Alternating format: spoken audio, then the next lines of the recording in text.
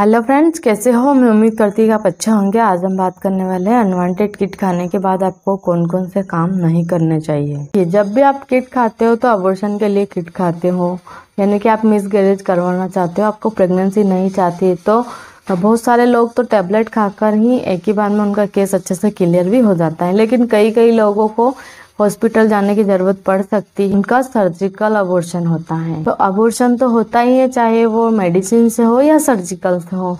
लेकिन अबॉर्शन के बाद आपको ऐसे थोड़े कुछ काम है, कुछ नियम है जिनको फॉलो करना है, बाद में आपको प्रॉब्लम ना आए, आप अच्छे से एक ही बार में रिकवर हो जाए। इसके लिए आप कुछ बातों का ध्यान रखना है, कुछ परहेज रखना है। सबसे पहले तो जब भी आप अबॉर्शन करवाते हो आपको खट्टी चीजें नहीं खाना है। खट्टी चीजों से आपको परहेज करना है, जैसे विटामिन सी वाली नींबू है, संतरा है, आम है, ऐसी खट्टी चीजों से आपको परहेज करना है। कुछ बादी वाली चीजें भी नहीं खाना है आपको, जिससे कि आपके शरीर को वो फुला दे, मोटा कर दे। आपको बैगन की सब्जी को अवॉइड करना है, उड़द की दाल को अवॉइड करना है, यानी कि ऐसी जो फूलने वाली सब्जियां हैं वो उनको आपको अवॉइड करना है। ज़्यादा दिन के परहेज नहीं होते हैं, नॉर्मली 15 से 20 दिन के परहेज होते हैं।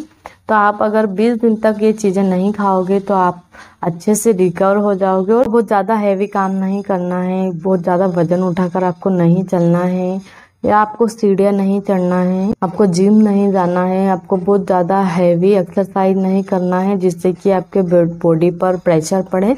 क्योंकि जब भी आपको प्रेगनेंसी होती है तो आपके यूट्रस का साइज बढ़ जाता है। फिर आप जब टैबलेट खाते हो, प्रेगनेंसी को रिमूव करते हो, तो आपके यूट्रस के साइज को नॉर्मल साइज में आने में 15 से 20 दिन लग सकते हैं। अगर आप 15 से 20 दिन तक ऐसे काम नहीं करोगे तो आपकी जो बच्चेदानी है वो अच्छे से रिकवर हो जाएगी और आपको बाद में प्रॉब्लम नहीं होगी। देखिए, अगर बहुत ज़्यादा सीढ़ियाँ चढ़ेंगे, जिम जाएंगे, हेवी वर्कआउट करेंगे या फिर ज़्यादा वजन उठाएंगे तो इससे आपकी बच्चेदानी के ऊपर सूजन हो सकती है। तो कभी कभार क्या होता है कि ये सूजन आपको हमेशा के लिए भी हो सकती है। फिर बाद में आप जब कंसीव करना चाहते हो तब आपको कंसीव नहीं होता है। इसलिए आप 15 से 20 दिन तक इन चीज़ों का परहेज करेंगे तो ज़्यादा अच्छा होगा। हाँ, आप हल्की फुल्की एक्सरसाइज कर सकते हैं, आप घूम सकते हैं, योगा कर सकते हैं, आप प्राणायाम कर सकते हैं। आपको हल्का गुनगुना पानी पीना है जिससे कि आपकी बॉडी हाइड्रेट रहेगी। हल्का गुनगुना पानी पीने से आपको वजन नहीं बढ़ता है। कई बार क्या होता है कि लेडीज़ें डिलीवरी के टाइम भी सही से परहेज नहीं रखती हैं, जिससे कि उनका बेली फैट बढ़ जाता है, पेट नीचे लटक जाता है। इसलिए आपको इस टाइम पे बहुत ज़्यादा ध्यान देने की ज़रूरत है कि आपको 15 से 20 दिन तक इन कामों को अवॉइड करना चाहिए। आपको फ्रिज का नहीं खाना है, फ्रिज का ठंडा पानी नहीं पीना है। कुछ दिन तक आपको फ्रिज की चीज़ों से परहेज करना है। फिर आपको कुछ चीज़ों की सावधानियां रखना भी बहुत ज़्यादा ज़रूरी होता है। आपने सर्जिकल अबॉर्शन करवाया है फिर मेडिकल, आपने जैसा भी अबॉर्शन करवाया है तो आपकी ब्लीडिंग होती है, आपको 10 से 15 दिन तक ब्लीडिंग हो सकती है। जब भी आपको ब्लीडिंग होती है तो आपको सैनिटरी पैड का यूज़ करना चाहिए।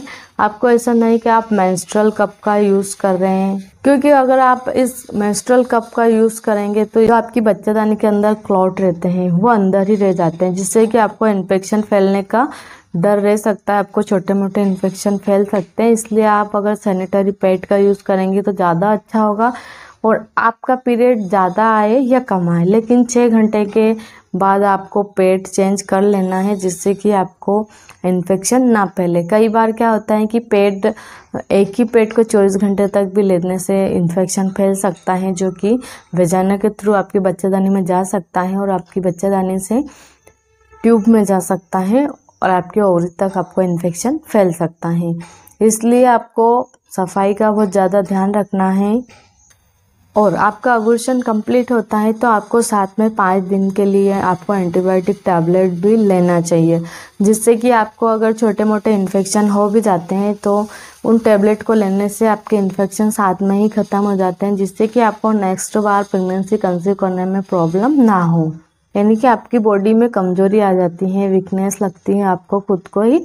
तो वीकनेस को दूर करने के लिए आपको हरी पत्तेदार सब्जियां खाना है, दूध पीना है, फल फ्रूट खाना है, आपको अनार खाना है, चुकंदर खाना है, जिससे कि आपका ब्लड भी बढ़े, आप भी स्वस्थ रहो। लास्ट में आपको हेल्थी डाइट भी लेना है। मैं आशा करती हूँ कि इस वीडियो के माध्यम से मैं आपका डाउट क्लियर कर पाई हूँ। ये वीडियो आपके लिए हेल्पफुल रही तो वीडियो को लाइक करें, शेयर करें, सब्सक्राइब करें। Thank you.